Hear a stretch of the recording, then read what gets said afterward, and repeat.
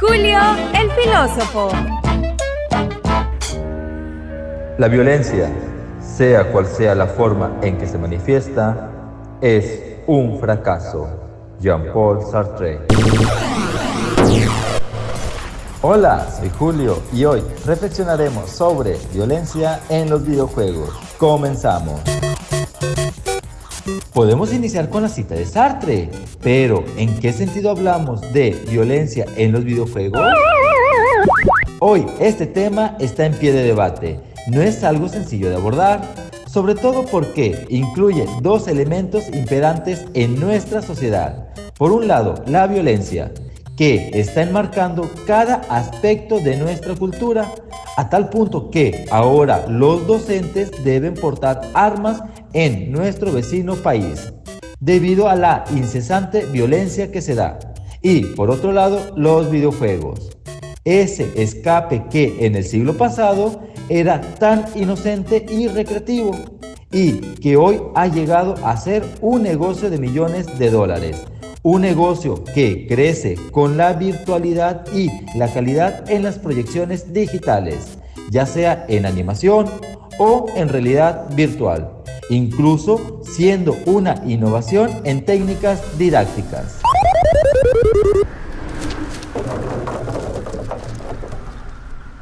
¿No sería algo similar pensar en que un videojuego de baile evoque al niño a ser todo un bailarín?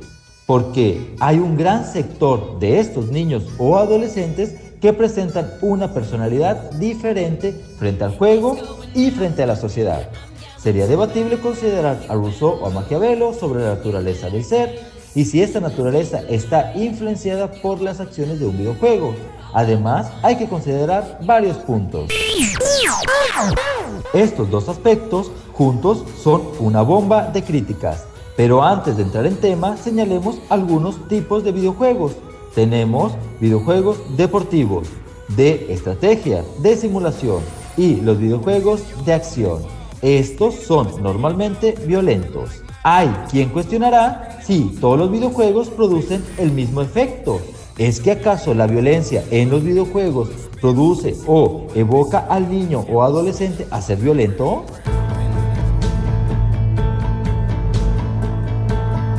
1. Los videojuegos vienen con determinada clasificación, lo que hace que el adulto responsable lo juegue a su consideración. Y 2.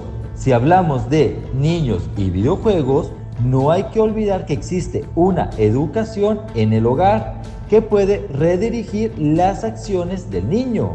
Si un padre le otorga a su hijo un videojuego con connotaciones violentas, es una consideración que desde el núcleo familiar debe pensarse. Más allá de si el videojuego es violento, debemos considerar las capacidades de cada persona en si permitimos que nuestras acciones se dejen influenciar por dichos videojuegos. Los videojuegos son solo eso, juegos.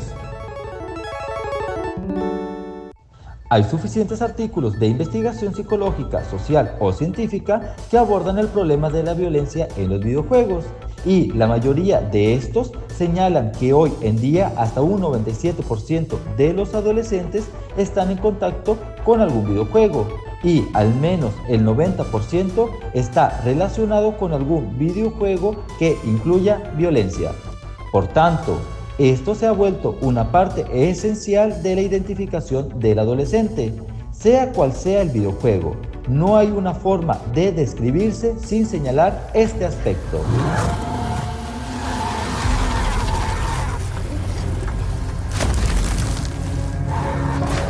Podríamos señalar de manera subjetiva que la violencia que se ve en el videojuego no es en nada diferente a la violencia que un niño podría visualizar en una película, en una novela o en una serie.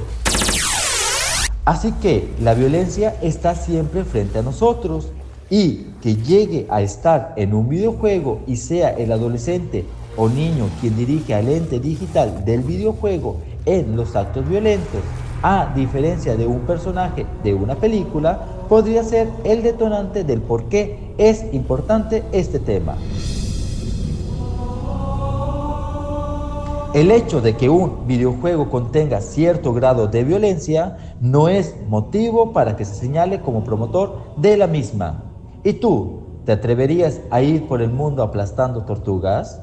Piensa, estamos desde Filosofía y Letras.